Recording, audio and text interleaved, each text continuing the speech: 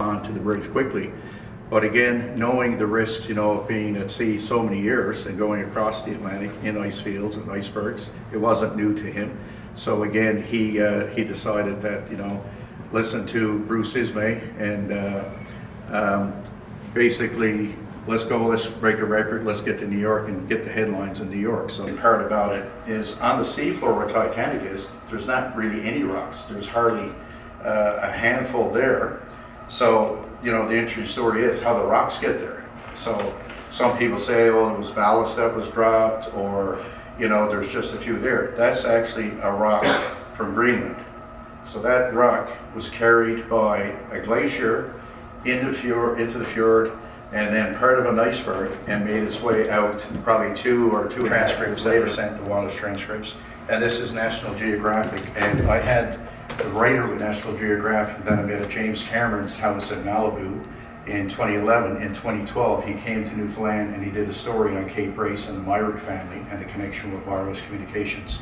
And it talks about the Myrick family in this piece. So it was really good to get coverage worldwide in National Geographic for the that it's all got down inside the ship. So it fully collapsed on that level. And again, it's the bacteria that's eating it. Water temperatures have warmed up at Titanic, so the bacteria is growing, consuming quicker, and it is, a microorganism that basically just wants to eat that metal, and now it's got a good climate and atmosphere to do it. So sadly, the wreck will deteriorate a lot faster than it did over the last few years. This year and next year, we're a millionaire. Our billionaire Larry Connor from the United States is coming here to dive into Triton submersible. That colleague of mine, Patrick Loughy, Canadian, that has a submarine company in the US, designs these subs, and that sub that he designed in particular did the 5 deeps. So it was built for Victor Vescovo, an American billionaire that dove the 5 deepest oceans on the planet solo in the sub. So it'll tell you how deep. It goes down to like almost 35,000 feet. By a model builder in Nova Scotia, Robert Lapine. So it's a very detailed model and shows how it lies in the seafloor. Obviously, this was depicted from a picture that we sent in, in 2002, 2003. And now there's a lot of differences in it. Now it's changed so much with the collapse of, the area here where the captain's cabin is. The crow's nest, the mast here was collapsed. I saw that on my dive, so it was broken in the middle. An interesting thing too, so this is the forward hatch here where the main safe is.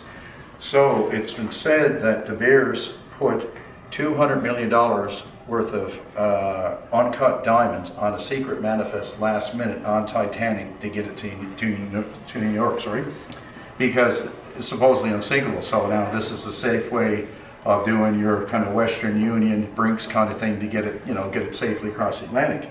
So the diamonds are still there. In 2002, a pirate expedition of different people that have involved in expeditions over the years came to St. John's in a vessel under total darkness and off the radar, and they went out there and tried to actually get the diamonds. On my dive, we were supposed to document whether we thought they got to the safe or not. Well, we noticed the mast was broke, and it could have been an ROV struck it.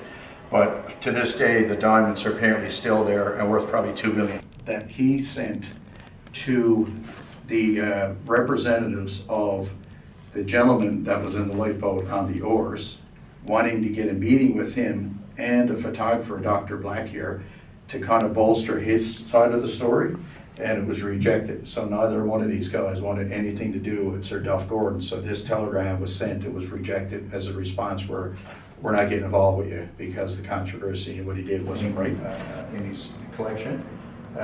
This is other movie props, like different things. This is a reproduction of a deck chair. And the trunk is just to tell you, like, that was the Samsonite of the day. So steamer trunks. And the thing back in 1912, most people carried their life with them. So if you remember in the movie, they had a